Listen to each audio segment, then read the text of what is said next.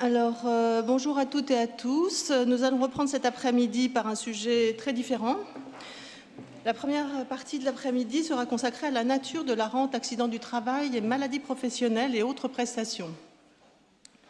Nous allons examiner l'incidence sur le recours des tiers payeurs et les droits des victimes d'accidents du travail et de maladies professionnelles de la nature de la rente qu'elles perçoivent.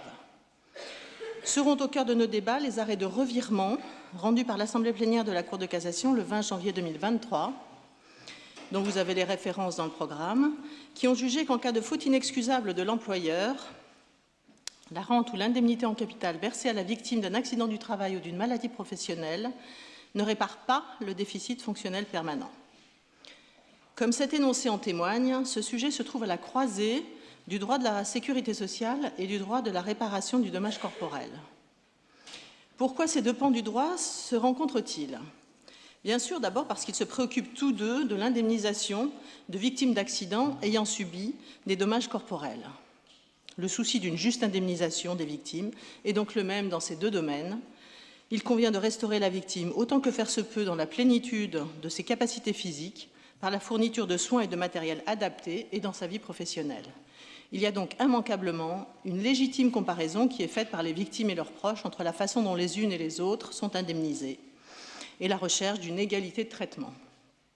Une victime en vaut une autre et les objectifs de réparation de leur préjudice devraient être les mêmes dans chaque régime, surtout lorsque l'accidenté du travail a fait reconnaître que son accident est dû à la faute inexcusable de son employeur. L'exercice de la comparaison entre ces deux régimes est cependant difficile et frustrant. D'une part, parce que l'histoire de ces deux domaines du droit n'est pas la même. Les bases du régime actuel de réparation des accidents du travail sont issues de la loi du 9 avril 1898, qui est le résultat d'un compromis considéré comme historique entre les employeurs et les salariés. Ce régime, qui a constitué un progrès social considérable à l'époque, puisqu'il garantissait aux salariés victimes d'un accident du travail une indemnisation automatique par la sécurité sociale, sans recherche de faute, à un moment où la responsabilité civile ne connaissait pas encore de régime fondé sur le risque ou la garantie. Ce régime, donc, est aujourd'hui argué d'être en retard ou d'être défavorable aux victimes. D'autre part, car la comparaison des deux régimes est délicate. Comment mesurer l'avantage d'une réparation rapide et garantie par un organisme social qui évite à la victime le risque d'insolvabilité du responsable, risque qui n'est pas négligeable puisqu'il est évalué à peu près à 11% des situations, par rapport à une réparation qui paraît plus généreuse mais qui suppose encore souvent de rapporter la preuve de la faute du responsable et qui expose la victime, même dans les régimes de responsabilité sans faute, de façon assez fréquente, à se voir opposer sa propre faute, même simple. La seconde raison pour laquelle ces deux domaines du droit, ces deux régimes d'indemnisation des victimes se rencontrent, est plus juridique. Elle tient aux règles du droit commun d'imputation des créances, qu'on a évoqué un peu ce matin, donc règles d'imputation des créances des tiers payeurs, fixées par l'article 31 de la loi du 5 juillet 1985, c'est-à-dire à l'obligation de soustraire des sommes qui reviennent à la victime, celles qu'elle a perçues des organismes sociaux.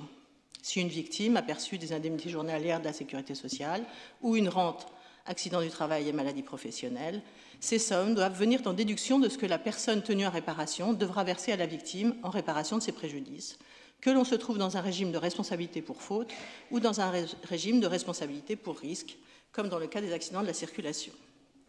Cette obligation d'imputation de la créance des organismes sociaux, qui se justifie par l'interdiction pour la victime d'être indemnisée 2 fois pour le même préjudice, permet également aux organismes sociaux de récupérer sur les personnes responsables des dommages qui ont été causés, les sommes qu'ils ont été contraints de verser à la victime. Cette imputation conduit donc à tenir compte, dans la réparation du préjudice de droit commun, des prestations versées par les organismes sociaux.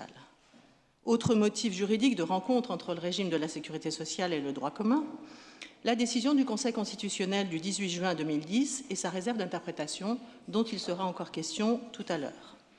En effet, le Conseil constitutionnel a considéré que la constitutionnalité du dispositif de prise en charge des accidents du travail et des maladies professionnelles imposait que la victime d'une faute inexcusable de l'employeur puisse être indemnisée des préjudices non couverts par le livre 4 du Code de la sécurité sociale. L'indemnisation de ces préjudices non couverts s'est faite logiquement selon la nomenclature des préjudices du droit commun, de sorte que les victimes de fautes inexcusables sont dorénavant indemnisées selon les règles du Code de la sécurité sociale pour certains de leurs préjudices et selon les règles du droit commun pour d'autres.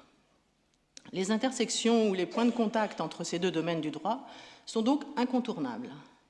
Or, il s'est avéré que ce croisement du droit de la sécurité sociale avec le droit commun de l'indemnisation était source d'une grande complexité, voire d'une déstabilisation du droit de la sécurité sociale, dont l'équilibre financier est crucial et auquel des objectifs contradictoires sont peut-être assignés. Quelles sont les raisons de ces tensions? On peut en citer quelques-unes à titre d'introduction. D'abord, soulignons une différence bien connue mais néanmoins fondamentale entre l'approche du droit de la sécurité sociale et l'approche du droit commun.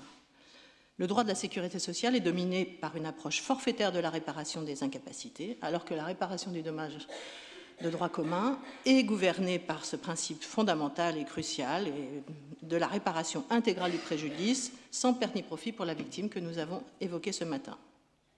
Ensuite, le droit de la réparation du dommage corporel ne fait généralement pas dépendre l'étendue de l'indemnisation de la victime du degré de la faute du responsable. Dans ce domaine, en droit commun, c'est souvent la faute de la victime qui conduit à moduler son droit à indemnisation. Or, en droit de la sécurité sociale, il n'en va pas de même, alors même que c'est le premier régime de responsabilité pour risque, historiquement. C'est la faute de l'employeur qui va déterminer la plus ou moins grande indemnisation de la victime. Si une faute inexcusable de l'employeur est démontrée, la victime pourra être mieux indemnisée que si l'accident n'avait pas été causé par une faute inexcusable. Et si elle démontre la faute intentionnelle de l'employeur, elle aura alors droit à l'indemnisation intégrale de ses préjudices, puisqu'elle sera indemnisée selon les règles du droit commun. Enfin, autre raison, parmi d'autres, du difficile croisement de ces deux régimes, la loi du 21 décembre 2006 qui a modifié l'article 31 de la loi du 5 juillet 1985 relatif à l'imputation des créances des tiers payeurs. Cette loi a imposé en droit commun que le recours subrogatoire des tiers payeurs se fasse poste par poste. Le recours de l'organisme social ne se fait donc pas sur une somme globalisée d'indemnisation du préjudice de la victime à la charge du responsable.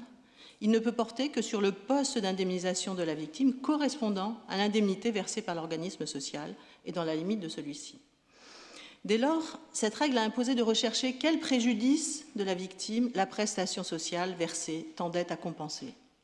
Or, aucun texte législatif ou réglementaire n'a dressé un tableau de concordance entre les sommes versées par les organismes sociaux et les postes de préjudice indemnisés en droit commun. Il est donc revenu à la jurisprudence, avec les limites qui sont les siennes, les limites de son intervention, le soin d'établir ces correspondances, alors même que les prestations de sécurité sociale n'avaient pas été définies ab initio dans la perspective d'un décortiquage ou d'une explicitation précise des préjudices qu'elles compensaient. Cet exercice se révèle particulièrement ardu s'agissant de la rente accident du travail et maladie professionnelle. Depuis toujours, il est admis qu'elle répare les postes à caractère professionnel, qui, depuis la nomenclature d'un TIAC, sont dénommés perte de gains professionnels futurs et incidence professionnelle. Pourtant, l'article L452-3 du Code de la sécurité sociale, qui n'a pas été modifié à la suite de l'adoption de la loi de 2006, prévoit que la perte ou la diminution de chances de promotion professionnelle, qui est au sens du droit commun incluse dans l'incidence professionnelle, peut faire l'objet d'une indemnisation autonome en cas de faute inexcusable de l'employeur.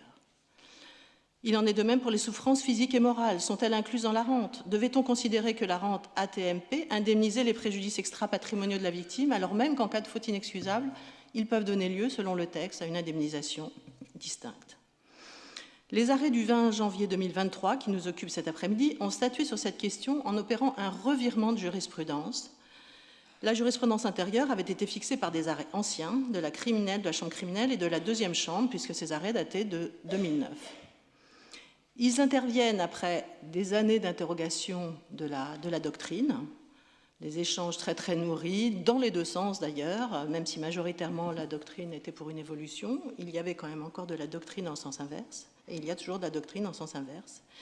Et après des années de divergence entre la position du Conseil d'État, qui juge depuis 2008 et qui a réitéré de façon très claire sa position en 2013, qui juge que la rente a pour objectif exclusif de contribuer à la réparation du préjudice subi par l'intéressé dans sa vie professionnelle et qu'eu égard à cette finalité et à son mode de calcul, une telle rente ne saurait être imputée sur un poste de préjudice personnel et qu'elle ne pouvait l'être que sur les postes de perte de gains professionnels futurs et d'incidence professionnelle. Il faut noter que même s'ils ont été rendus dans le domaine de la faute inexcusable, qui ne concerne qu'un faible pourcentage d'accidents et de maladies professionnelles, puisqu'il y en a il y en a par an moins de 2000 reconnus, il y a moins de 2000 accidents du travail ou de maladies professionnelles reconnus comme résultant d'une faute inexcusable de l'employeur tous les ans.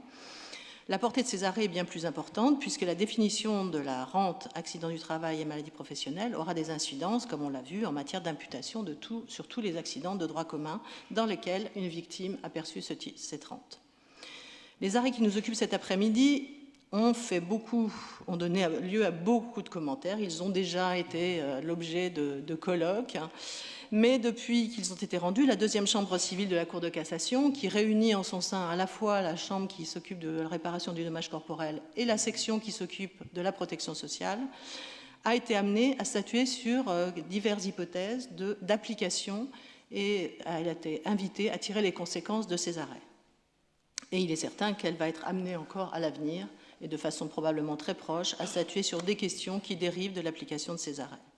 Je vais donc passer la parole aux intervenants cet après-midi qui vont exposer les tenants et aboutissants de ces arrêts, ainsi que dans une vision prospective tenter de dessiner les suites. Donc nous entendrons successivement d'abord Benoît Mornay, conseiller à la première chambre, spécialiste bien connu de la réparation du dommage corporel, qui introduira le débat en rappelant l'origine de la conception de la rente accident du travail et maladie professionnelle devant les juridictions judiciaires. Puis Fabienne Renaud-Malignac, doyenne de la section de la protection sociale au sein de la deuxième chambre, qui évoquera les conséquences de l'évolution introduite par ces arrêts sur le droit de la sécurité sociale. Maître Antoine Lioncan, avocat au Conseil d'État à la Cour de cassation, auteur de nombreux pourvois dans ce domaine, exposera le point de vue des victimes sur cette évolution du droit, plus particulièrement. Et le professeur Christophe Radet, professeur de droit privé à la faculté de droit de l'Université de Bordeaux, évoquera pour sa part, je crois, les réactions institutionnelles qu'ont suscité ces arrêts. Enfin, Dominique Gaillardeau, premier avocat général à la Cour de cassation, qui a conclu, dans les pourvois examinés par l'Assemblée plénière le 20 janvier 2023, conclura cette table ronde par des propos prospectifs. Voilà, je cède la parole à Benoît Mornay. Merci Madame la Présidente. Un grand merci d'abord à Stéphanie Porchy-Simon et à Mireille Baccache pour l'organisation de cette journée. Et je suis très honoré d'être à cette table pour évoquer la question de ce revirement de jurisprudence. Alors, ma démarche est de proposer une lecture plutôt historique et pratique des raisons qui ont conduit à ce revirement. Et pour ce faire, en fait, je vais aborder le sujet non pas par le biais très spécialisé du droit de la sécurité sociale, ce qui sera fait après, mais sous le biais plus général du droit du dommage corporel. Pour remettre les choses dans leur contexte, il faut rappeler que l'article 31 de la loi du 5 juillet 1985 a été modifié par la loi du 21 décembre 2006 qui a réformé le recours subrogatoire des tiers payeurs.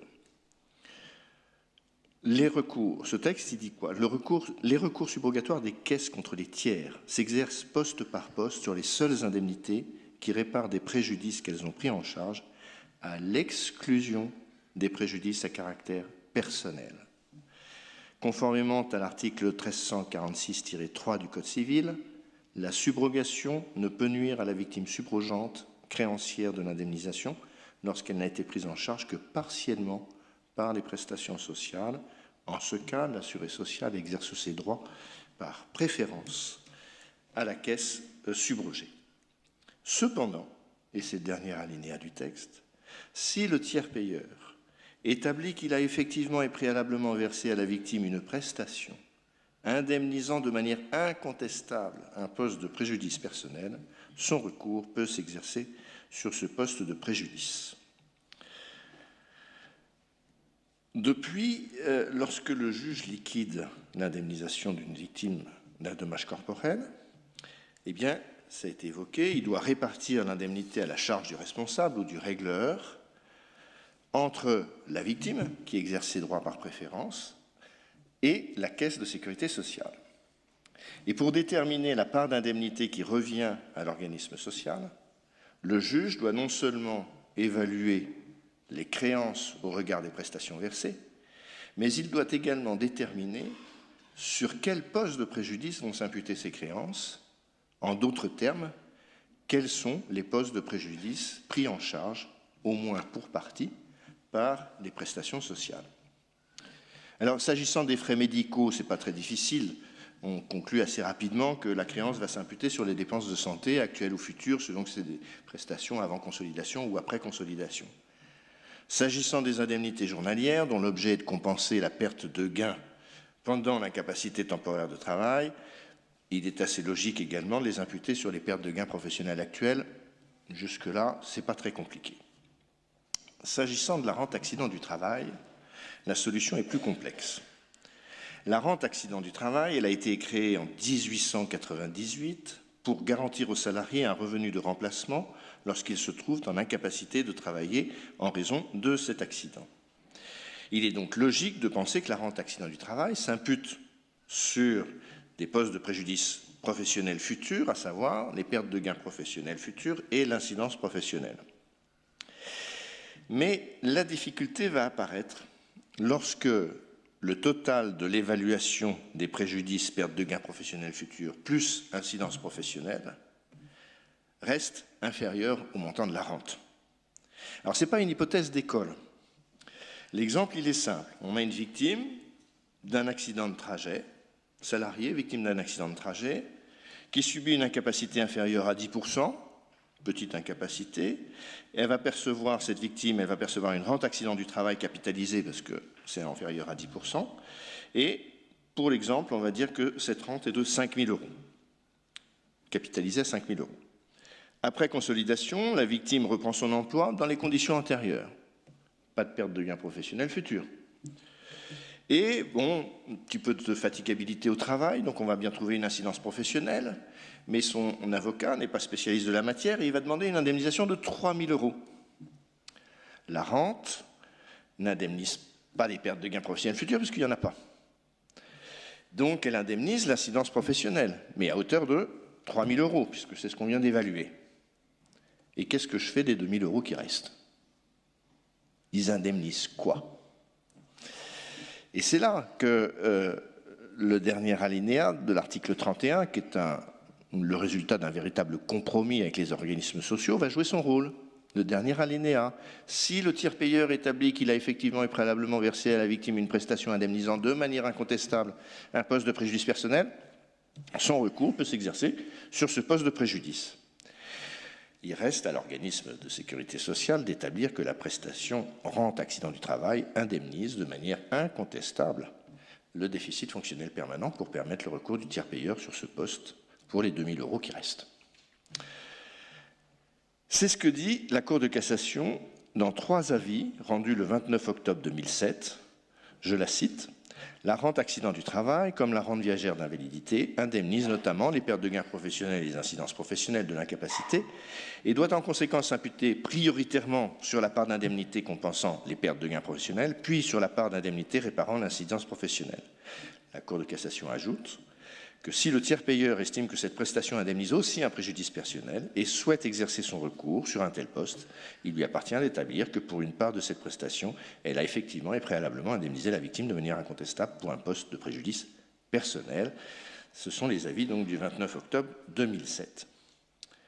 Et dans plusieurs arrêts de mai 2009, ça a été évoqué tout à l'heure, la chambre criminelle, 19 mai 2009, la deuxième chambre civile, 11 juin 2009, une batterie d'arrêts qui, au visa notamment du principe de la réparation intégrale, sans perte ni profit pour la victime, la Cour de cassation juge que la rente accident du travail, comme l'allocation temporaire d'invalidité, s'impute d'abord sur les pertes de gains professionnels futurs, puis sur l'incidence professionnelle, et que si la rente était supérieure aux pertes de gains et à l'incidence professionnelle, eh bien, elle pouvait alors s'imputer subsidiairement sur le déficit fonctionnel permanent.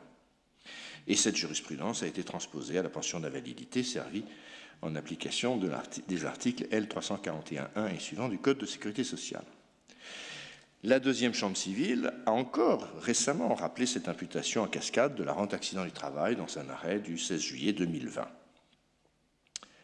La question s'est donc posée de chercher ce que recouvrait vraiment la rente AT, c'est-à-dire sur quels éléments elle est déterminée. Le montant de la rente, C'est le produit de deux facteurs. D'une part, le salaire de la victime, d'autre part, son taux d'incapacité permanente. Et ce taux d'incapacité, il est fixé par le médecin conseil de la sécurité sociale en tenant compte de, je cite, la nature de l'infirmité, de l'état général, des facultés physiques et mentales de la victime, ainsi que de ses aptitudes et de sa qualification professionnelle. Cette rente, qui est donc conçue comme un revenu de remplacement, a un caractère forfaitaire, ça a été évoqué, et le Conseil constitutionnel a relevé dans sa décision de 2010 que ce système garantissait, je cite, l'automaticité, la rapidité et la sécurité de la réparation des accidents du travail et des maladies professionnelles. Mais alors, deuxième question, que recouvre le déficit fonctionnel permanent? Dans la nomenclature d'un TIAC, c'est la réduction définitive du potentiel physique, psychosensoriel ou intellectuel résultant de l'atteinte à l'intégrité anatomo-physiologique médicalement constatable, donc appréciable par un examen clinique approprié, complété par l'étude des examens complémentaires produits, à laquelle s'ajoutent les phénomènes douloureux et les répercussions psychologiques normalement liées à l'atteinte séquelaire décrite, ainsi que les conséquences habituellement et objectivement liées à cette atteinte dans la vie de tous les jours. Donc ce poste de préjudice permet d'indemniser non seulement l'atteinte à l'intégrité physique et psychique au sens strict, mais également les douleurs physiques et psychologiques, et notamment le préjudice moral et les troubles dans les conditions d'existence. On voit bien que ça ne coïncide pas nécessairement. La jurisprudence de la Cour de cassation a été critiquée par la doctrine, d'abord. Si le professeur Groutel et le professeur Jourdain, au moins à ce moment-là, ont approuvé la position de la Cour de cassation après les arrêts de 2009, M. Jourdain écrivant notamment que les tiers payeurs sont restaurés dans leur droit légitime à recours et l'injustice reprochée aux solutions antérieurement prônées est gommée, la solution retenue est particulièrement justifiée lorsqu'il n'y a pas de préjudice professionnel. Une grande partie de la doctrine, en revanche, était assez critique avec cette jurisprudence et cette position. Une solution contraire au principe de la subrogation énoncé par la réforme du 21 décembre 2006, selon Stéphanie Borchy-Simon, une consécration de la conception globalisante, hybride, polymorphe et erronée de la rente AT-MP, alors que le droit du dommage corporel tout entier s'efforce de distinguer les postes de préjudice économique et les postes de préjudice personnel, selon Moran Kembeko.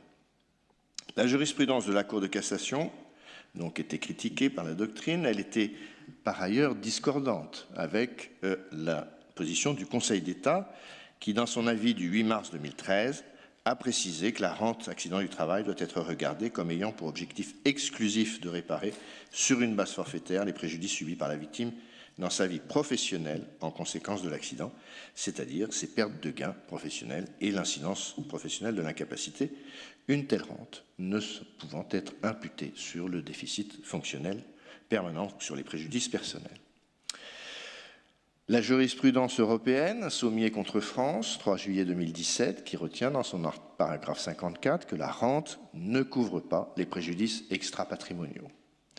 Et donc, c'est en considération de l'ensemble de ces éléments et des difficultés probatoires aussi pour les victimes que la Cour a jugé que désormais la rente ne répare pas le déficit fonctionnel permanent. Voilà ce qui a amené à ce revirement. J'en ai terminé. Merci beaucoup, Monsieur le conseiller. Nous comprenons maintenant complètement les tenants et aboutissants de la place de cette rente en matière de réparation du dommage corporel.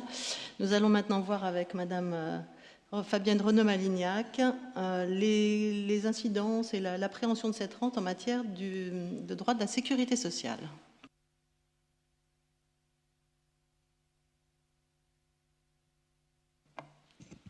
Je remercie d'abord les organisateurs de ce colloque de me permettre de parler du régime de réparation des accidents du travail, qui demeure un régime spécifique même après les arrêts de l'Assemblée plénière de 2023.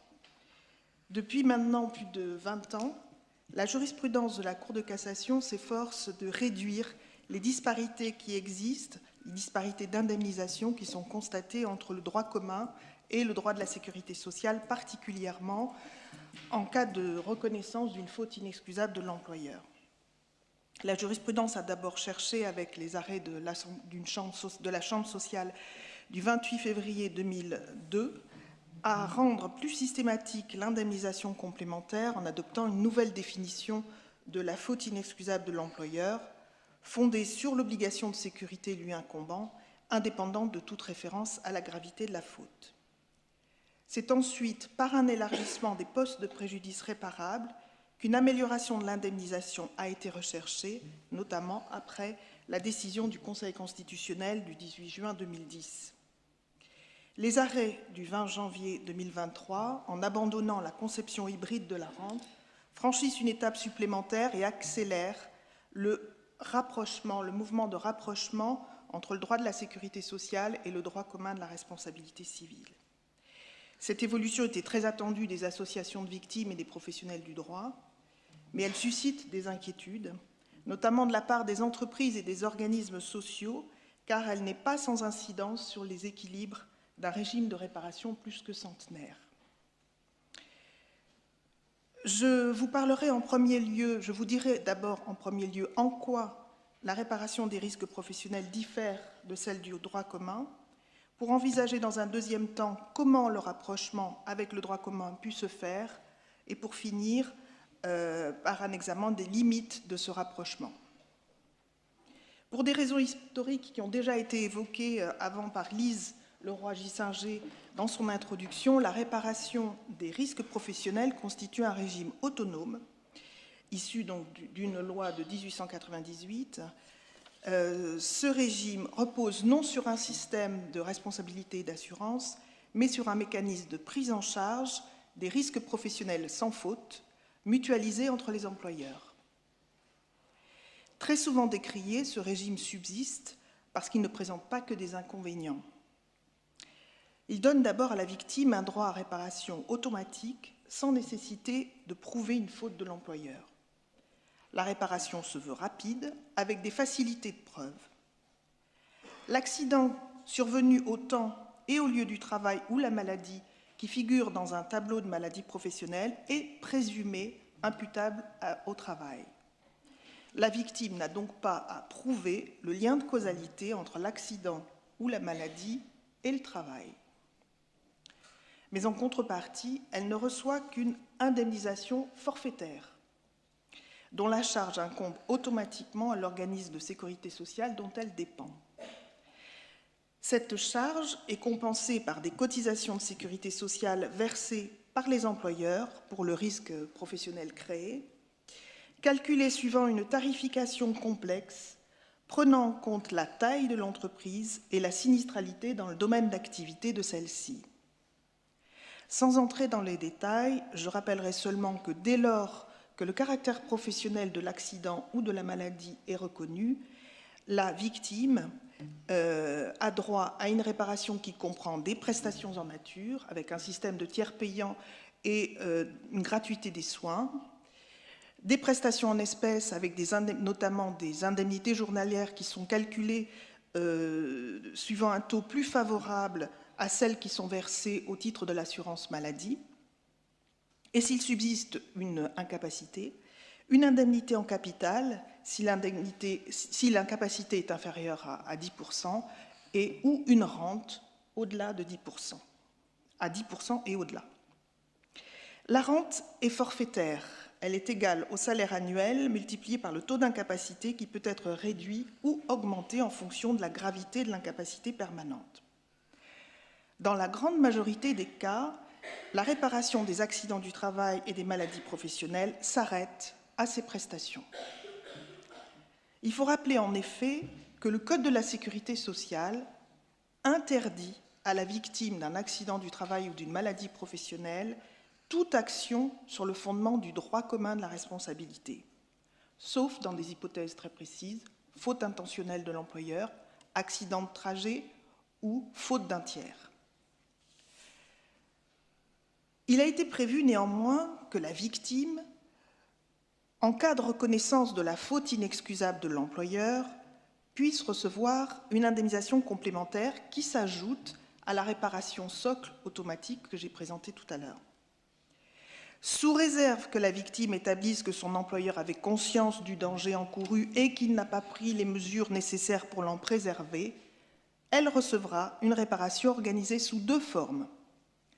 D'une part, si elle reste atteinte d'une incapacité permanente, elle bénéficie d'une majoration de la rente ou de l'indemnité en capital qui lui est servie. dont le montant est forfaitaire et plafonné. Selon la jurisprudence, cette majoration est toujours fixée à son maximum. Elle ne peut être réduite en fonction de la faute de l'employeur et ce n'est que dans l'hypothèse où la victime a elle-même commis une faute inexcusable que sa rente peut être diminuée. D'autre part, l'article L. 452.3 du Code de la sécurité sociale, dont on a déjà parlé tout à l'heure, qui est central dans ce régime en matière de faute inexcusable, prévoit que la victime peut demander la réparation des souffrances physiques et morales endurées, les préjudices esthétiques et d'agrément, ainsi que le préjudice de perte ou de diminution des possibilités de promotion professionnelle. Il y a donc coexistence de prestations de sécurité sociale, de majoration de ces prestations et d'indemnités. L'autre particularité de ce régime est que les prestations comme les indemnités sont avancées par la Caisse de sécurité sociale qui en récupère le montant auprès de l'employeur, ce qui garantit ainsi à la victime la certitude du paiement sans subir les risques d'insolvabilité de l'assureur. Il faut effectivement rappeler que l'assurance des conséquences de la faute inexcusable reste facultative. Et si ce risque est le plus souvent présent dans les contrats d'assurance responsabilité civile des entreprises, il reste un taux de non-assurance qui est de l'ordre de 8% pour les toutes très petites entreprises. La réparation, donc, en cas de reconnaissance de la faute inexcusable est améliorée, mais elle ne marque pas pour autant un retour à la réparation de droit commun. Aussi, l'article L. 452.3 a été soumis à la censure du Conseil constitutionnel. Pour donner un ordre de grandeur, et déjà je crois que Lise avait commencé, effectivement, il n'y a en fait que sur 600 000 accidents du travail et maladies professionnelles constatés chaque année, il n'y a en réalité que 2500 de ces accidents du travail qui donnent lieu à une action en reconnaissance de faute inexcusable avec un taux de réussite qui est d'environ de l'ordre de 60%. Le Conseil constitutionnel donc, a été saisi et, par décision du 18 juin 2010, il a validé dans son ensemble le système de réparation des accidents du travail hors faute inexcusable. Mais il a également déclaré conforme à la Constitution le principe du plafonnement de la rente majorée en cas de reconnaissance de la faute inexcusable, en considérant que son caractère forfaitaire ne portait atteinte ni au principe d'égalité ni au principe de responsabilité. Le Conseil constitutionnel a en revanche, par une réserve d'interprétation, censuré la jurisprudence antérieure qui donnait au préjudice énuméré à l'article L. 452-3 du Code de la sécurité sociale un caractère limitatif. En application de cette réserve, il a été par conséquent jugé que les victimes d'actes fautifs pouvaient demander à l'employeur réparation de l'ensemble des dommages non couverts par le livre 4 du Code de la sécurité sociale. Après cette décision, la Cour de cassation a permis l'indemnisation de postes de préjudice jusque-là non réparés, comme les frais d'aménagement du domicile, les frais d'acquisition ou d'adaptation d'un véhicule, le préjudice sexuel ou le déficit fonctionnel temporaire. La réparation de ces préjudices obéit au droit commun, principe de réparation intégrale, mais elle reste soumise à la règle de l'avance par l'organisme de sécurité sociale qui en récupère le montant auprès de l'employeur. L'architecture complexe de ce régime autonome de réparation a également été validée par la Cour européenne des droits de l'homme dans un arrêt Sommier contre France, dont on a déjà parlé un petit peu tout à l'heure, du 12 janvier 2017, qui l'a jugé non discriminatoire en considérant que la réparation en partie forfaitaire complétait l'indemnisation automatique du salarié, créant ainsi une différence avec la situation de droit commun. La question la plus difficile a été celle de savoir ce qu'il faut entendre par dommages non couverts par le livre 4. La Cour de cassation a adopté une interprétation stricte de la réserve émise par le Conseil constitutionnel en jugeant que la victime ne peut prétendre au préjudice dont la réparation est assurée en tout ou en partie par les prestations servies au titre du livre 4 du Code de la sécurité sociale. Compte tenu de la définition qui était donnée depuis 2009 à la rente, elle avait en particulier écarté la réparation du déficit fonctionnel permanent comme celle des souffrances physiques et morales, alors pourtant que c'est un poste de préjudice dont la réparation est expressément prévue par l'article L452.3.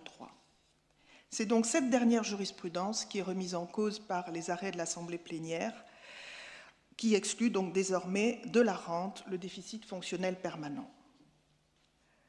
Tirant les conséquences immédiates de ce revirement, la deuxième chambre civile a jugé, par une série d'arrêts rendus le 28 septembre 2023, que la victime d'un accident du travail ou d'une maladie professionnelle due à la faute inexcusable de l'employeur peut obtenir réparation des souffrances physiques et morales endurées que la rente ou l'indemnité en capital n'ont pas pour objet d'indemniser. Il s'agissait dans certaines de ces affaires de la réparation d'un préjudice d'anxiété pour des victimes de maladies professionnelles liées à l'amiante. Prochainement, la Chambre va devoir dire si la victime d'un accident du travail reconnu imputable à la faute inexcusable de son employeur est en droit d'obtenir séparément de la rente majorée la réparation de son déficit fonctionnel permanent. Le principe même du droit à une réparation distincte de ce poste, qui s'inscrit dans la logique des arrêts de l'Assemblée plénière, ne fait guère de doute. Mais des questions restent en suspens. Il faut d'abord se prononcer sur le point de savoir quel taux d'incapacité va être retenu. Est-ce que c'est le taux retenu par la Caisse pour l'attribution de la rente, ou bien un taux d'incapacité distinct qui sera fixé par le juge au besoin après expertise? Il faudra aussi se demander si l'indemnisation du déficit fonctionnel, dans sa définition du droit commun, telle qu'elle est conçue pour la réparation en matière de responsabilité civile, peut se concilier avec celle des souffrances physiques et morales après consolidation qui sont pourtant prévues par l'article L452.3 du Code de la sécurité sociale.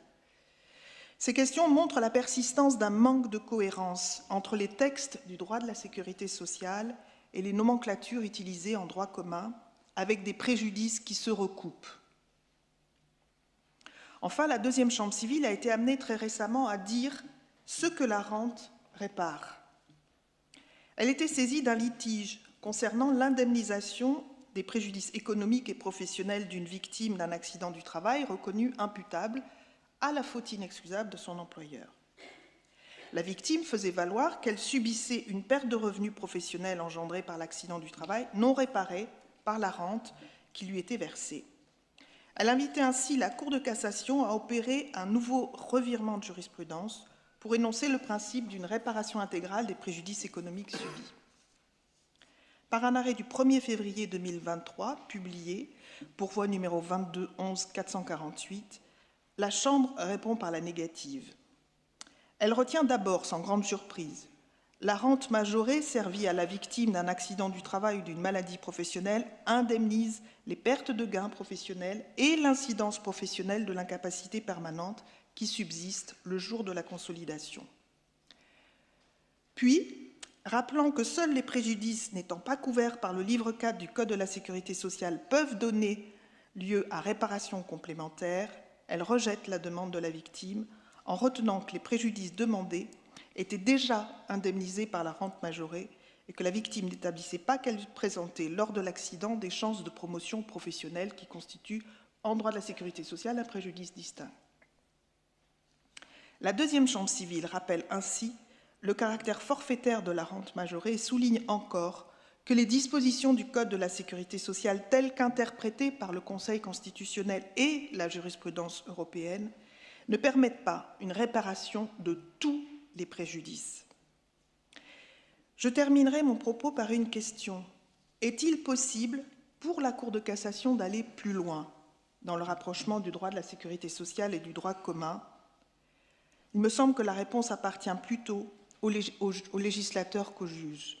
Depuis plus de 10 ans, la Cour de cassation suggère dans son rapport annuel une intervention du législateur pour modifier les dispositions de l'article L452.3 du Code de la sécurité sociale en proposant de reconnaître à la victime d'une faute inexcusable le droit de demander à l'employeur la réparation de l'ensemble des préjudices qui ne sont pas indemnisés pour l'intégralité de leur montant par les prestations, majorations et indemnités prévues par le livre 4. Cette suggestion d'un basculement vers une réparation intégrale n'a à ce jour pas été suivie d'effet. Et on comprend mieux pourquoi maintenant. La réaction des partenaires sociaux qui a immédiatement suivi les arrêts de l'Assemblée plénière le montre. Ceux-ci ont manifesté par la signature d'un accord national interprofessionnel du 15 mai 2023 leur attachement au maintien d'un régime de réparation forfaitaire des accidents du travail et des maladies professionnelles, même en cas de faute inexcusable de l'employeur. Un texte inséré dans le dernier projet de loi pour le financement de la sécurité sociale proposait, en suivant cet avis, de rétablir la nature duale de la rente. Préparé dans la précipitation, il a été retiré sous la pression des associations et je pense que le professeur Radet en parlera par la suite. Toutefois, il met, je crois, en évidence certains effets négatifs induits par le revirement de jurisprudence, comme la crainte d'une baisse du niveau général de la réparation des accidents du travail hors faute inexcusable, puisque le déficit fonctionnel permanent n'est plus couvert par la rente. Une intervention du législateur paraît donc nécessaire sur un sujet qui demeure très sensible politiquement. N'est-il pas temps de repenser ensemble et en cohérence deux régimes de réparation qui reposent sur des logiques difficilement compatibles? Je vous remercie.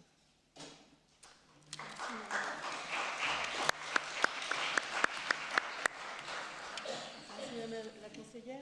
Pardon. Merci beaucoup pour cet exposé très complet et très clair. Juste une petite précision, je crois que l'arrêt du 1er février, c'est 2024. Oui, je dis 2023. Voilà, donc c'est un arrêt qui a été rendu hier.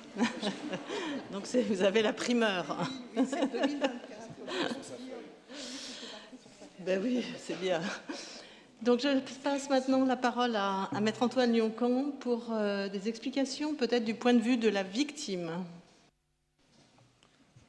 Merci beaucoup. Je remercie aussi les organisateurs de m'avoir associé à cette réflexion collective. Je parlerai comme avocat au Conseil, donc je me permettrai de ne pas avoir un point de vue, disons, général, mais plutôt mettre l'accent sur les avantages, car ils en ont beaucoup, les avantages des deux arrêts rendus par l'Assemblée plénière, et j'irai même peut-être un peu au-delà pour montrer ce vers quoi le régime de réparation des accidents du travail et des maladies professionnelles devrait aller. Alors, dans leur accord du 15 mai, l'accord national interprofessionnel, les partenaires sociaux ont marqué leur attachement, et je vais citer la formule qu'ils utilisent, à la nature duale de la rente, accident du travail, maladie professionnelle. Ils demandent même dans cet accord que ce caractère dual ne soit pas remis en cause. Ils feignent d'oublier les arrêts qui ont été rendus 4 mois auparavant. Car ces arrêts ont mis fin au caractère dual de la rente accident du travail. Et si l'Assemblée plénière a pris position pour caractériser de manière unitaire la rente, elle ne le dit pas de manière directe, mais elle le dit indirectement à coup sûr, il y a de très bonnes raisons pour cela. Et je présenterai quelques-unes de ces raisons. Ce qui est dual, c'est le régime de réparation des accidents du travail, puisque, comme cela a été montré très justement, coexistent d'une manière plus ou moins articulée un régime de réparation, disons, de type assurantiel pour risque et un régime de réparation fondé sur la responsabilité civile de droit commun, donc pour faute, la faute étant caractérisée en matière d'accident du travail par le caractère inexcusable de la faute. Et c'est ce dualisme du régime de réparation sur lequel j'attirerai aussi l'attention avec les conséquences, me semble-t-il, que les arrêts de janvier 2023 invitent à regarder. Alors, ces arrêts rejettent, me semble-t-il, de manière très nette, la nature duale de la rente. Dans ces arrêts, ce rejet est exprimé plutôt de manière négative. Elle n'a pas pour objet, disent ces arrêts, le déficit fonctionnel permanent que la nomenclature d'Intillac range parmi les préjudices extra-patrimoniaux. C'est même le premier et peut-être le plus emblématique des préjudices extra-patrimoniaux. Donc la rente n'a pas pour objet de réparer les préjudices extra-patrimoniaux. Et il y existe de très solides raisons de se prononcer ainsi. Quelle est, en fin de compte, la nature de la rente? J'y viendrai dans un instant. Mais il existe de solides raisons. D'abord, certains avaient remarqué que la position prise par la Cour de cassation auparavant était assez distante de la formulation même des textes. Je n'y insiste pas, c'est connu. Mais je vais insister sur la raison plutôt génétique ou historique. Parce qu'il ne faut pas se méprendre sur ce qu'est ce compromis historique de la loi de 1898. On lui fait dire beaucoup plus qu'il n'a dit. Je rappelle d'ailleurs, à l'époque, il n'y avait pas de confédération syndicale et les syndicats de métiers qui ont vu naître la loi de 1898 l'ont critiquée. Ça n'est pas une loi qui a été réclamée par des organisations syndicales qui n'existaient pratiquement pas, ou plutôt qui n'étaient pas confédérées. Je rappelle que la CGT, la première confédération, est née en 1905, donc bien après la loi de 1898. Quand on regarde ce que dit la loi de 1898 telle qu'elle a été interprétée par les auteurs de l'époque, la rente a comme justification et comme mesure l'atteinte, je cite un des auteurs, incurable, permanente en réalité, à l'aptitude au travail. L'aptitude au travail. C'est le traité de Saget qui analyse bien cela. Et les historiens des accidents du travail mettent l'accent sur le fait que les travailleurs à l'époque n'aimaient pas du tout mettre en avant les altérations de leurs facultés au travail, de peur de perdre leur emploi, et en même temps attachés à la dignité du travail, ce qui les conduisait à ne pas mettre l'accent sur les faiblesses qu'à la suite de certains accidents ils connaissaient. Et j'ajouterai, pour montrer que le compromis de 1898 ne peut pas dire ce qu'on lui a fait dire aujourd'hui, c'est que la jurisprudence ne reconnaissait pas la réparation du préjudice moral à l'époque. Donc la rente ne réparait que la perte de gains professionnels.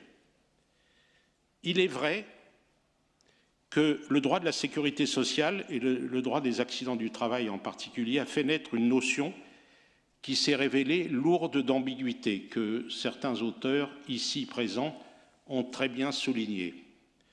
Cette notion d'incapacité physique.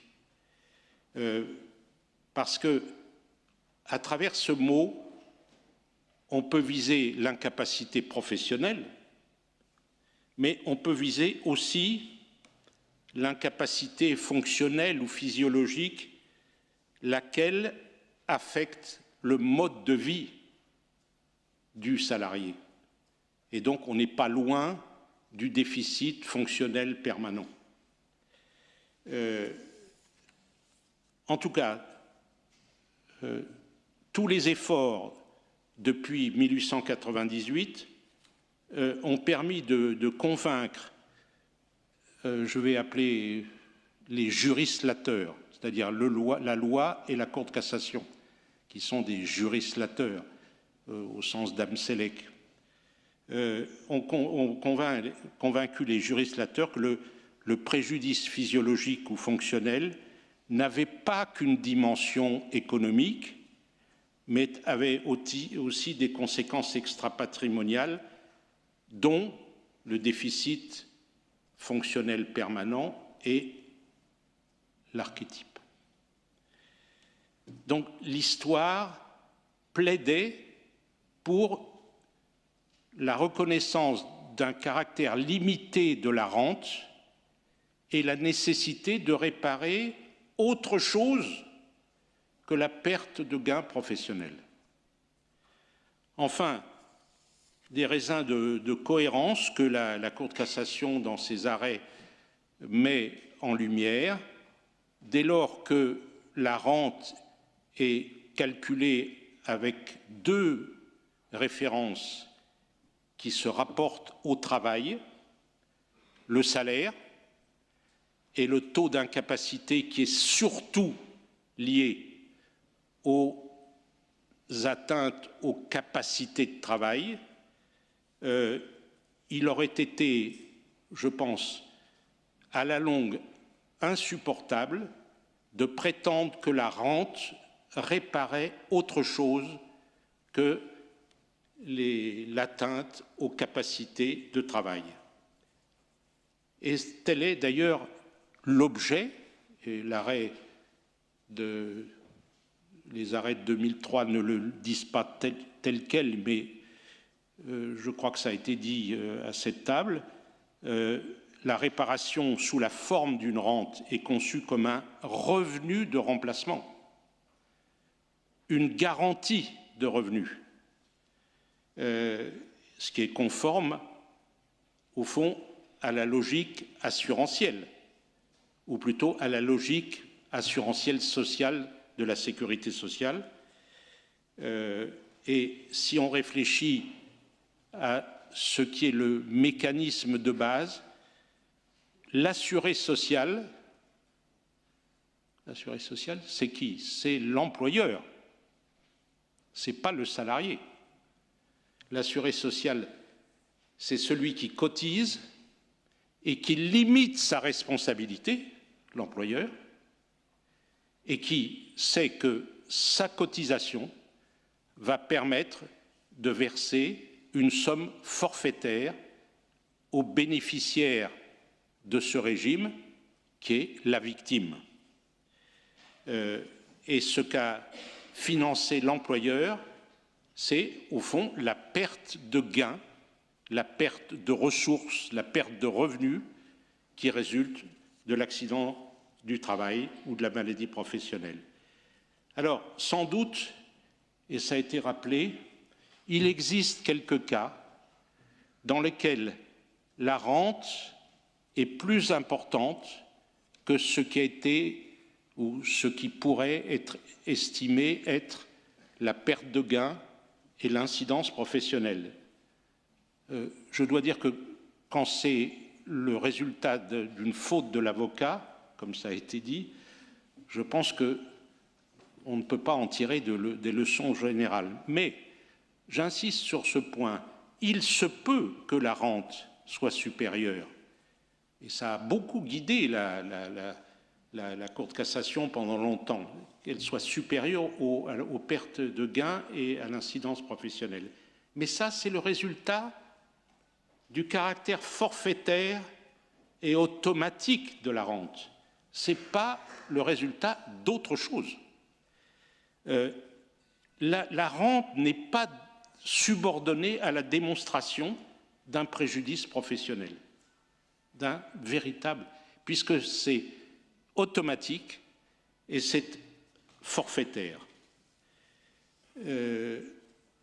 Et d'ailleurs, aujourd'hui, comme vous le savez, plus personne n'est condamné à ne plus travailler, puisque même les retraités de tous ordres, depuis bientôt 20 ans, peuvent exercer des activités professionnelles. Et donc, même lorsque l'on dit « il paraît bizarre qu'un retraité perçoive non seulement sa pension, mais une rente accident du travail », en réalité, ce cas de figure n'est pas un cas de figure de quelqu'un qui est privé définitivement de cette capacité de travail. Il peut retrouver une activité professionnelle, en tout cas juridiquement, il est dans cette possibilité. Donc je crois que la solution retenue par l'Assemblée plénière est justifiée textuellement, historiquement et en toute logique.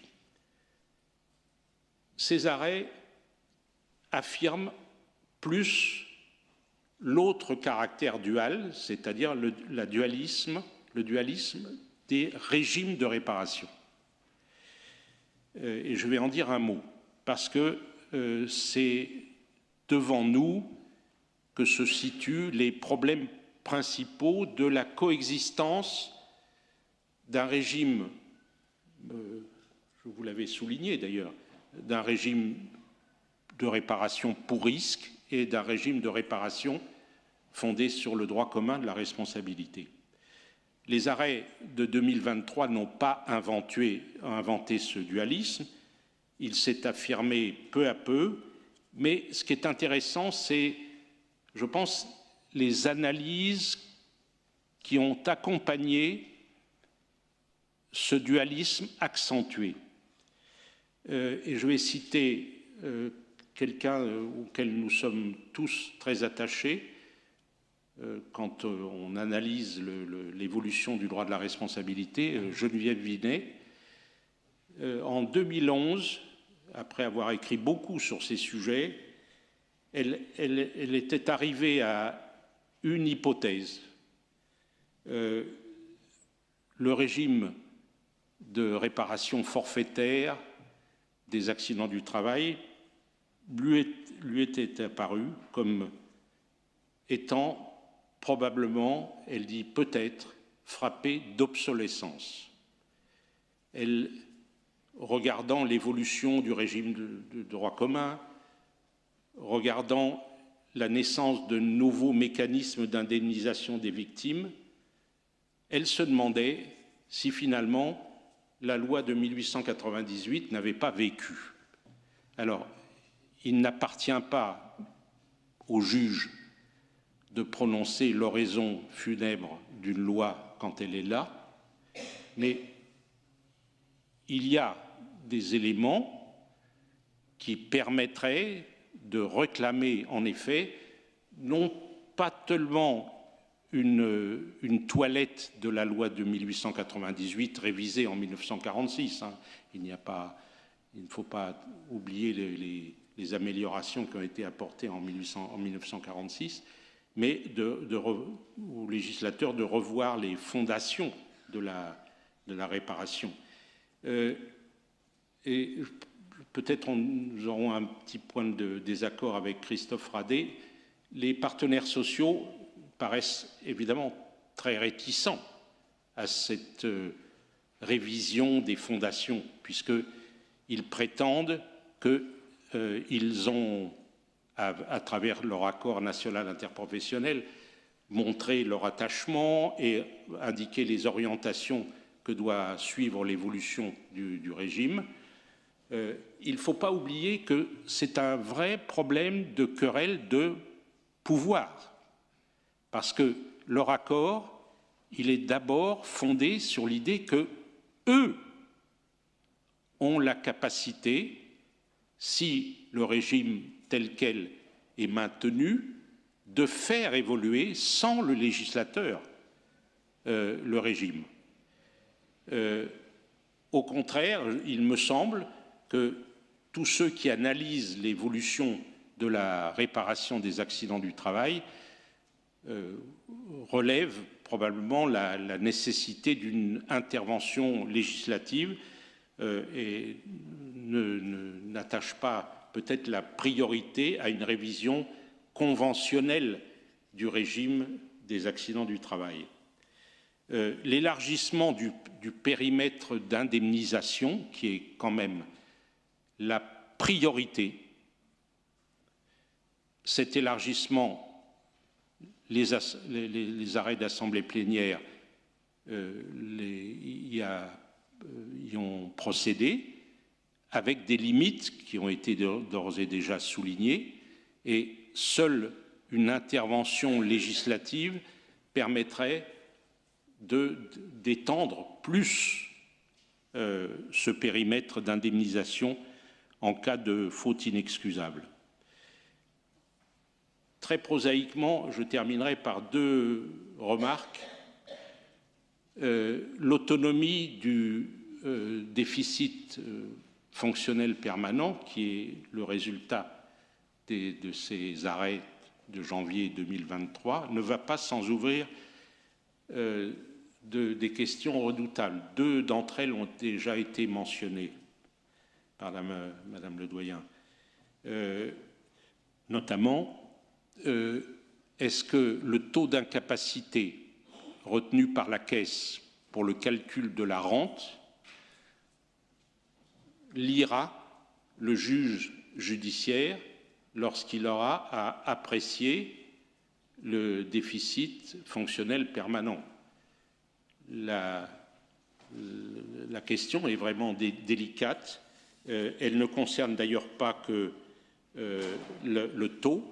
Je signale qu'elle concerne aussi la date de consolidation, puisque la Caisse retient une date de consolidation. Est-ce que le juge judiciaire sera lié par cette date? Et d'autre part, autre question qui a été évoquée, la recomposition induite par ces arrêts des préjudices extra-patrimoniaux. Parce que, vous vous souvenez probablement, les souffrances physiques et morales étaient considérées comme n'étant pas réparables par le droit commun de la responsabilité lorsqu'elles étaient des souffrances post-consolidation. Dorénavant, elles devraient être réparables selon le droit commun de la responsabilité, qu'elles soient antérieures à la consolidation ou qu'elles soient postérieures. Mais est-ce que ça veut dire que les souffrances sont réparables à côté du déficit fonctionnel permanent, ou est-ce qu'elles font partie, alors qu'elles sont citées dans le texte à côté, est-ce qu'elles font partie du déficit fonctionnel permanent? On voit même ces recompositions internes des postes de préjudice extra-patrimoniaux. Alors, je pense que c'est le début probablement d'une révision de la nomenclature, en tout cas d'une partie de la nomenclature d'un TIAC, et je pense que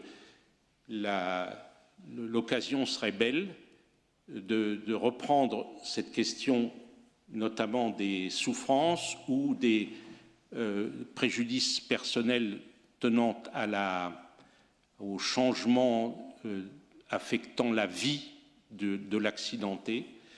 Le dernier mot que je dirais, c'est que probablement on aurait tout intérêt à réfléchir à des nouvelles typologies des préjudices moraux. Il y a plusieurs thèses récentes qui portent sur ce sujet.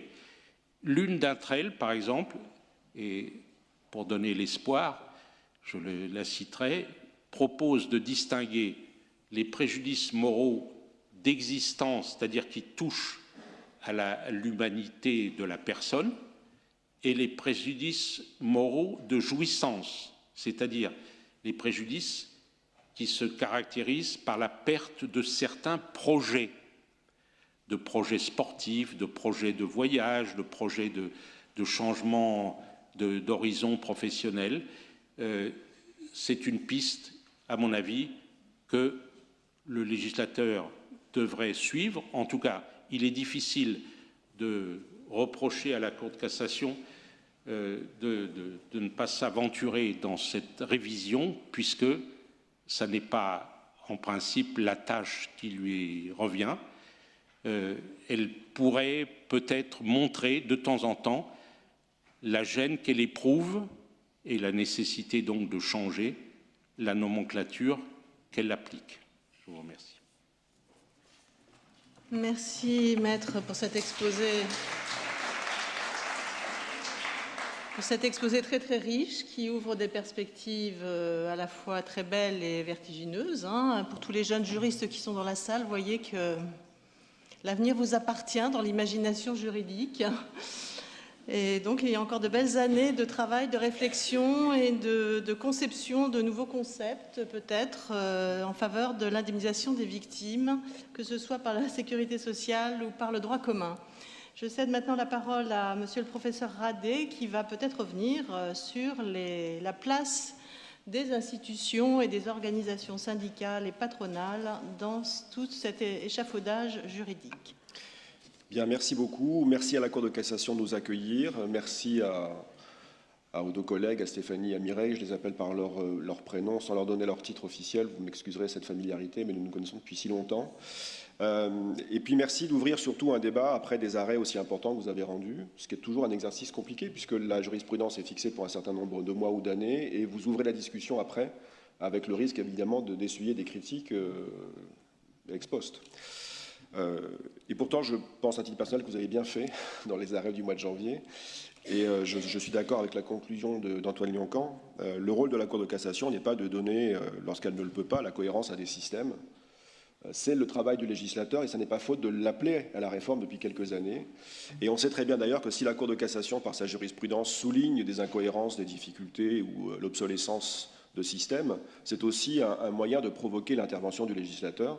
Faut-il rappeler que la loi du 9 mai 1898, qui était en débat depuis une quinzaine d'années, a été précipitée dans son adoption par la Cour de cassation, qui en 1896 a eu ce courage, 4 ans d'ailleurs après avoir créé un nouveau quasi-contrat à partir de quasiment rien, de créer un cas de responsabilité du fait des choses, alors même que toute la doctrine lui disait qu'il n'était pas possible de donner une portée normative à l'article 1384. Donc la Cour de cassation est dans son rôle.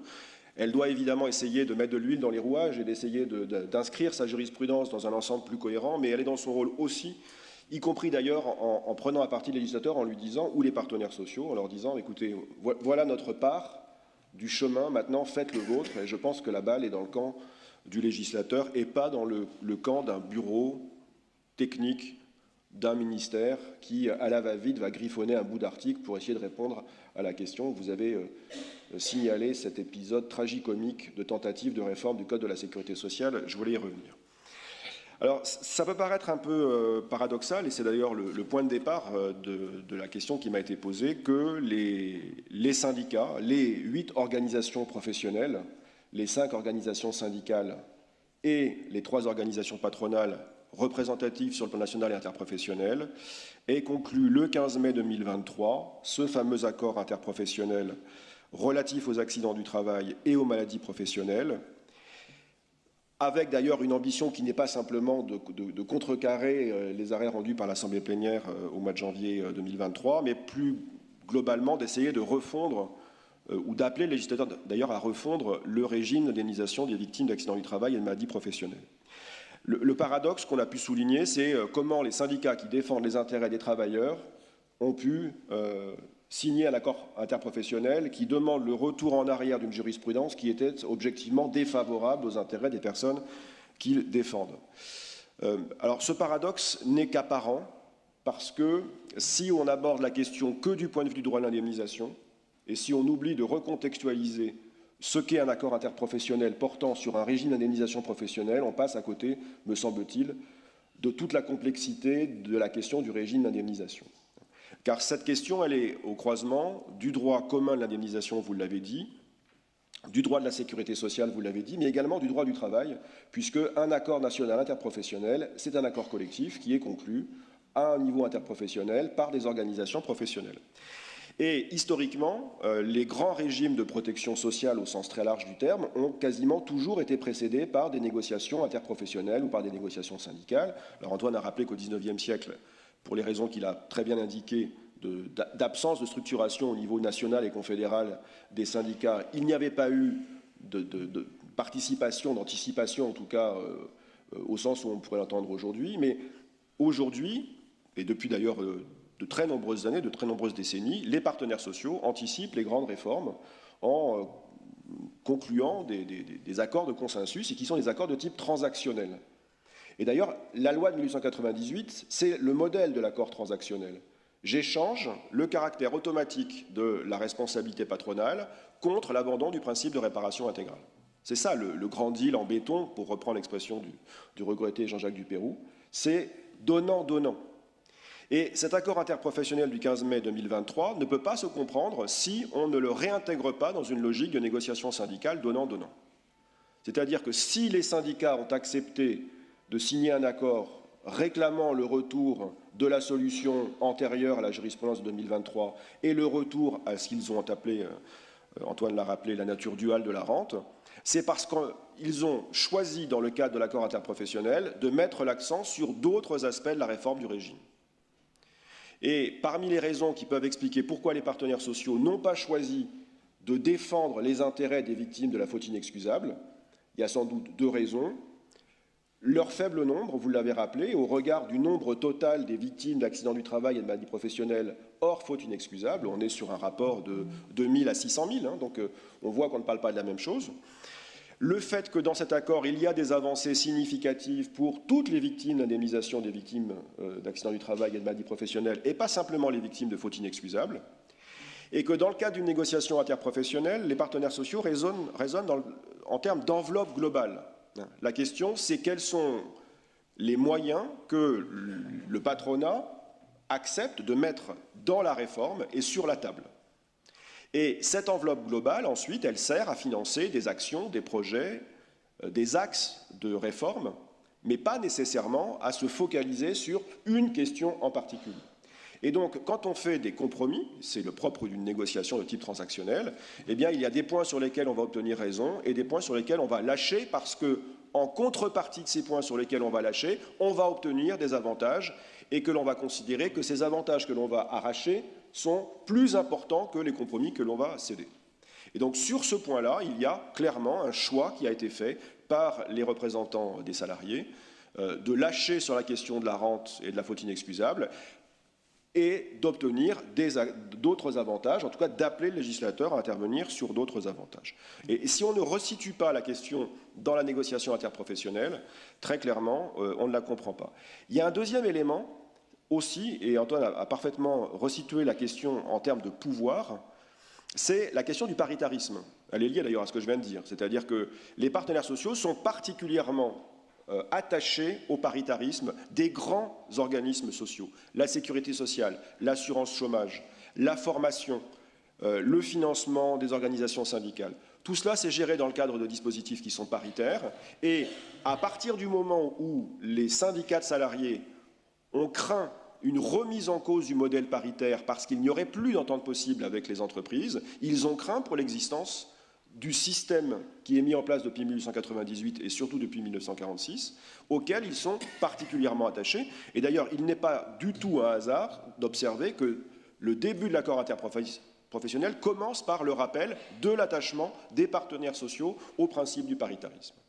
Donc là, il y a vraiment une raison qui est très forte, qui tient à cette manière de penser les relations sociales et à cette idée que la question de l'indemnisation des victimes, c'est une question sociale, sociétale, qui doit rester, encore une fois, gérée, en tout cas dans l'initiative, par les partenaires sociaux, qui vont évidemment, dans le cadre de ce qu'on peut appeler aujourd'hui une sorte de négociation pré-législative, selon un mot du Code du travail, qui vont appeler les pouvoirs publics à faire une réforme.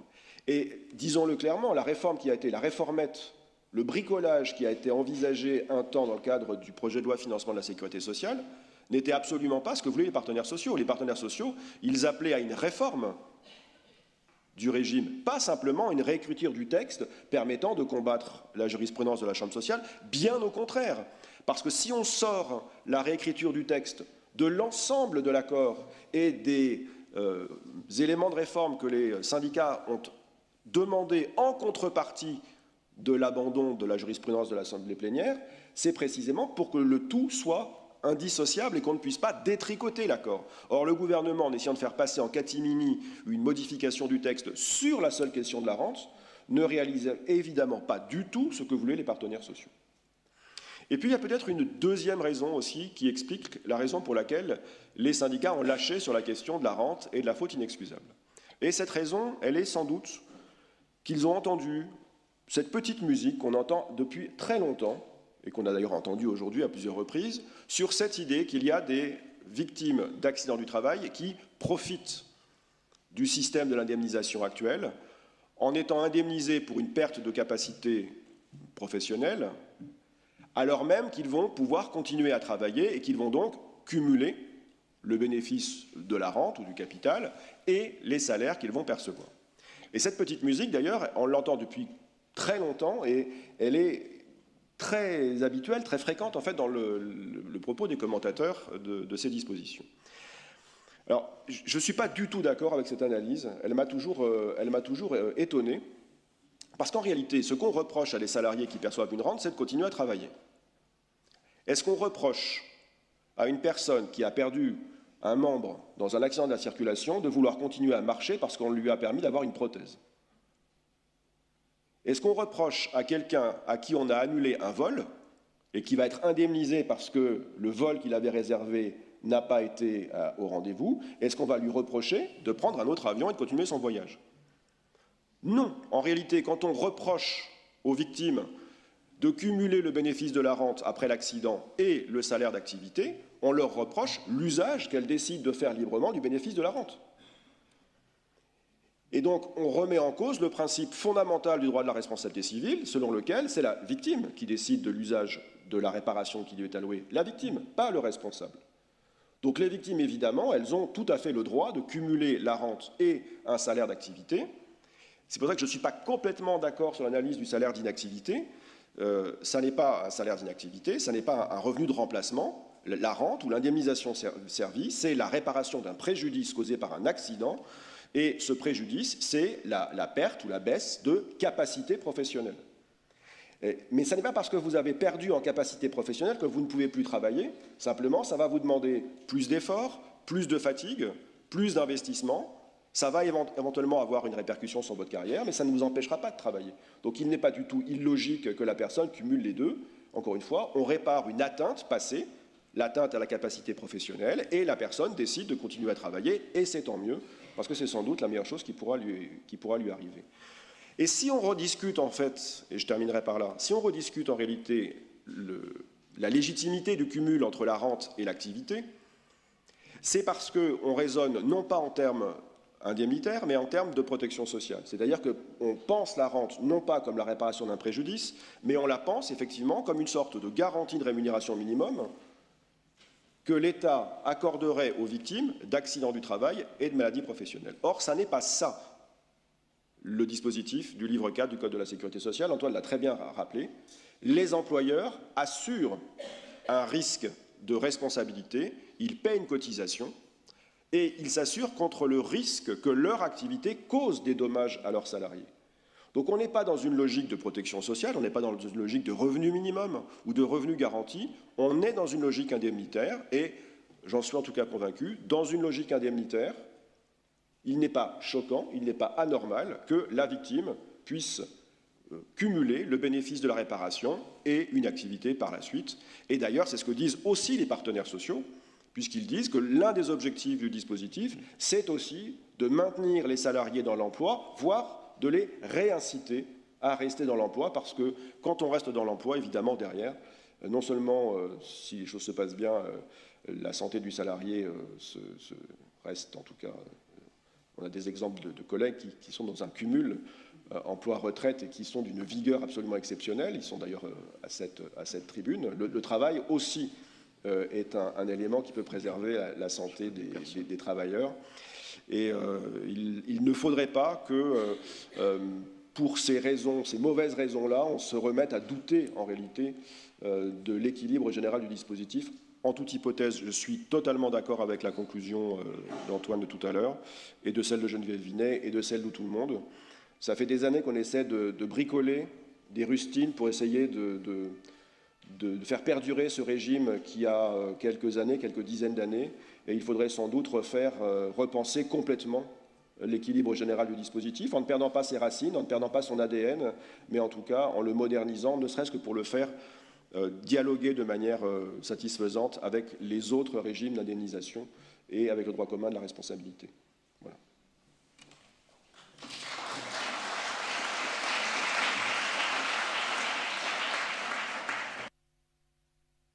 Monsieur le professeur, toutes ces interventions, je pense, nous permettent de mesurer à la fois la complexité, mais la richesse juridique, mais aussi sociale des enjeux du sujet que nous abordons aujourd'hui. Et s'il y a des points d'accord qui se dessinent quand même sur la nécessité pour le législateur de prendre ses responsabilités avec peut-être les partenaires sociaux, il y a beaucoup d'approches différentes qui nourrissent, je pense, la réflexion de chacun sur ces sujets. Donc il revient à Dominique Gaillardeau, premier avocat général, la difficile tâche de synthétiser et de tisser peut-être des perspectives sur ces sujets complexes. Merci, chère Lise. C'est en effet très difficile parce que je pense que tout a été dit et je ne vois pas quoi rajouter à ce qui a été excellemment dit. Vous comprendrez d'autre part que je ne vais pas commenter ces arrêts de l'Assemblée plénière puisque j'ai été quelque peu associé à la dite Assemblée, mais pour autant, je pense qu'on peut essayer de voir quelles conclusions en tirer et quelles perspectives se dégagent. Du reste, je les commenterai d'autant moins que la doctrine a commenté à de nombreuses reprises et très bien ces arrêts et qu'il suffit de s'y référer. Ils vous ont expliqué, ils vous ont tout dit sur la meilleure indemnisation des victimes pouvant demander ainsi une indemnisation autonome du DSP. Ils se sont expliqués sur la sanctuarisation de cette indemnisation au regard du recours des caisses, avec notamment maintenant l'impossibilité d'imputer les créances relatives au DFP sur l'ARAN. Tout a été dit, tout a été bien dit sur ce sujet. Les soubresauts dont il a été fait allusion à l'instant sur les suites de ces arrêts à l'occasion de la discussion de loi de financement de la sécurité sociale montrent à la fois la sensibilité du sujet, sa complexité et sa technicité. Et sa technicité, je crois que c'est important parce que c'est ce qui peut expliquer probablement les hésitations des uns et des autres, et notamment du législateur, à s'emparer d'un tel sujet. Un tel sujet pourtant dont les enjeux concernent employeurs et salariés victimes, bien évidemment, mais également les pouvoirs publics dans leur ensemble, les caisses, mais également les compagnies d'assurance, dont il a été rappelé que les employeurs ont la possibilité de s'assurer contre les conséquences de leurs fautes. Je limiterai mon intervention à quelques simples remarques. D'une part, pour souligner que les causes des difficultés engendrées par le recours des tiers payeurs qui ont amené à ces arrêts, ces causes demeurent. D'autre part, pour insister sur ce que ne disent pas ces arrêts, ou en tout cas sur les problèmes qu'ils ne règlent pas. Les causes des difficultés rencontrées, maintes fois soulignées, auquel ces arrêts essaient d'apporter une solution donc partielle me semble subsister. Et là, je me réfère tant aux nombreux articles de doctrine qui ont pu être écrits sur ces causes, comme il convient de se référer toujours à la décision du Conseil constitutionnel du 18 juin 2010 et à sa fameuse réserve par laquelle, après avoir souligné, c'est important, le droit des victimes d'actes fautifs d'obtenir réparation de leurs préjudices, le Conseil, tout en reconnaissant le caractère forfaitaire de l'indemnisation, précise que la liste des préjudices alloués permet aux victimes de demander à l'employeur, devant les juridictions de sécurité sociale, l'ensemble des dommages non couverts par le livre 4. Je crois qu'il faut garder toujours à la mémoire ceci. Je me réfère aussi aux différentes, et ça a été rappelé, suggestions de modifications législatives que la Cour de cassation a pu régulièrement réitérer dans ses rapports annuels. Ces difficultés, comme Benoît Mornet l'a rappelé, sont d'abord l'inadéquation entre prise en charge et indemnisation, entre approche forfaitaire et évaluation globale du préjudice, entre recours des tiers payeurs et nomenclature d'un TIAC, faute d'harmonisation et de concordance entre les préjudices indemnisés et les prestations versées, inadéquation entre les termes définissant les prestations sociales et ceux prévoyant l'indemnisation complémentaire de l'article 452 alinéa 3 en cas de faute inexcusable. La notion de dommages non couverts par le titre 4 du Code de la sécurité sociale elle-même faisant l'objet d'interprétations divergentes, plus ou moins restrictives, comme le soulignait dans une chronique Madame le professeur Porchy-Simon, et comme l'illustrent les arrêts de la Cour de cassation sur la réparation du préjudice, tout indemnisé en tout ou en partie. Difficulté encore pour le DFP de prendre en compte les souffrances endurées et l'incidence professionnelle. Enfin, et ça a été souligné par tous, à l'heure où les valeurs d'égalité sont de plus en plus mises en avant, où le principe de réparation intégrale est un principe cardinal du droit de la réparation, les différences entre le régime d'indemnisation de droit commun et celui des accidents du travail peuvent paraître moins légitimes que lors de l'élaboration du fameux pacte social de 1898.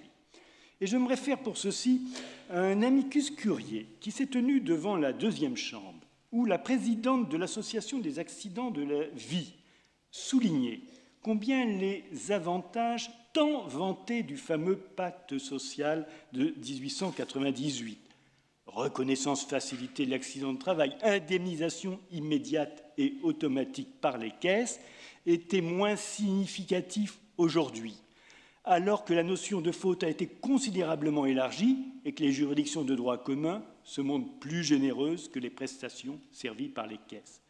On ne peut ignorer la situation des victimes. La question ne peut se limiter à un débat entre partenaires sociaux ou encore entre partenaires et assureurs sans prendre en compte les victimes. Tout cela pour dire, et j'y reviendrai, qu'une réflexion d'ensemble est nécessaire dans le cadre d'une réforme d'ensemble, comme le suggérait déjà l'avant-projet de loi sur la responsabilité. Je voudrais juste insister sur ce que ne disent pas ces arrêts en conclusion.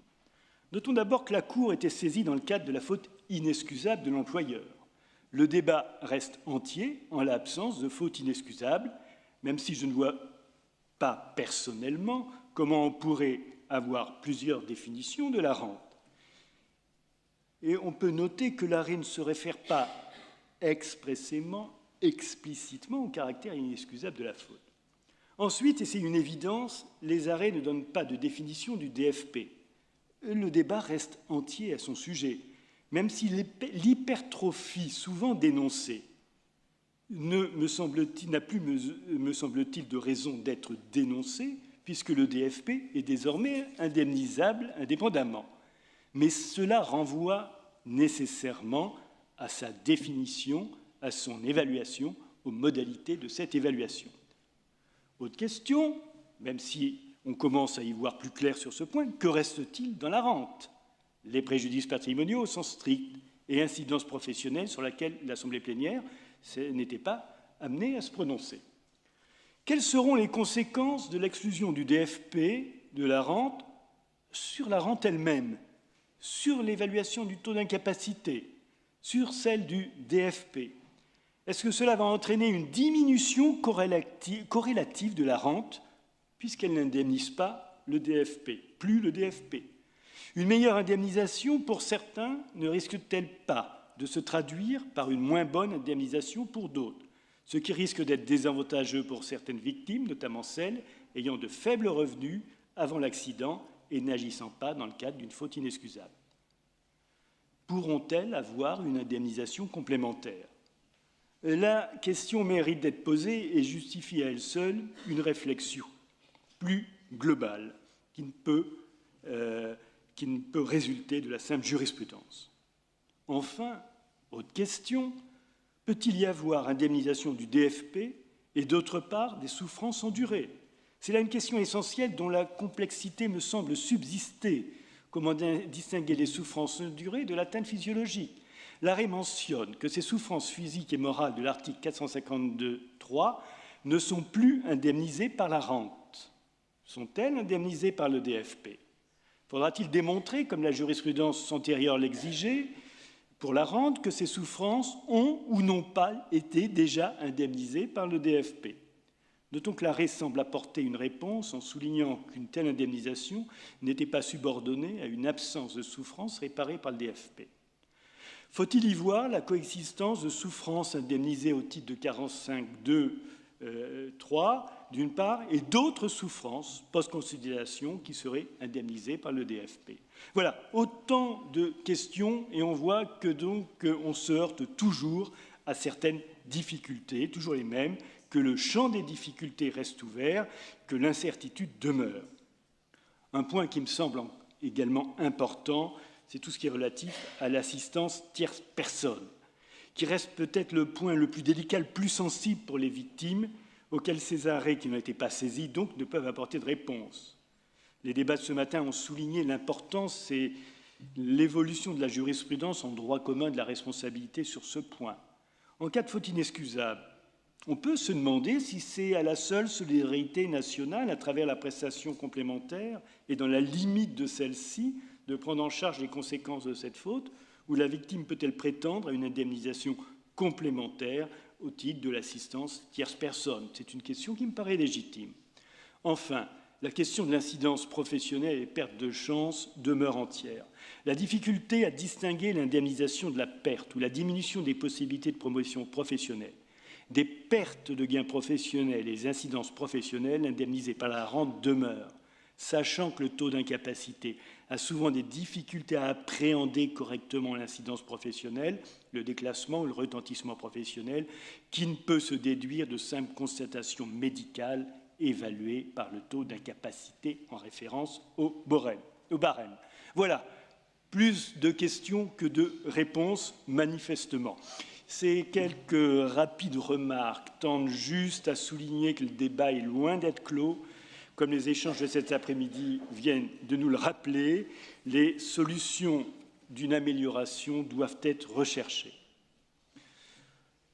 Je pense, et tout le monde s'est tourné un peu vers le législateur, que ces solutions ne peuvent résulter de simples ajustements jurisprudentiels qui interviennent nécessairement dans le cadre et les limites des textes en vigueur, ni par les seuls accords entre partenaires sociaux et caisses, dont on mesure les insuffisances. Il me semble qu'il faut une réflexion plus globale qui doit nécessairement faire appel aux législateurs. Cela a été souligné, notamment comme Madame Renaud-Malignac, comme Fabienne nous le précisait, nous rappelait que la Cour de cassation a demandé notamment à ce que cet article 452.3, qui prévoit donc la possibilité d'indemnisation complémentaire, soit réécrit, soit révisé. Ce serait une première piste, mais je pense qu'il faut une réflexion plus globale, savoir s'il y a encore une légitimité à cette sanctuarisation des droits des accidents du travail. La question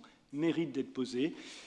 En tout cas, c'est ce à quoi je ne peux qu'inviter tout le monde, sachant que cette réflexion doit s'inscrire donc dans une réflexion plus globale sur le droit de la responsabilité et de l'indemnisation du préjudice subi par les victimes, car ce sont bien elles et elles seules qui sont au centre de la problématique et qui en subissent toutes les conséquences.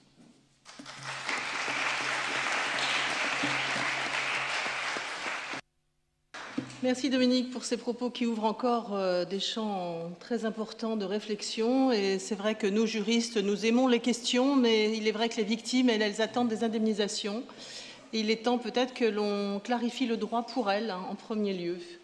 Merci de votre attention. Peut-être que nous pouvons nous autoriser 5 minutes de pause avant de passer au débat suivant qui changera totalement de sujet. Merci encore.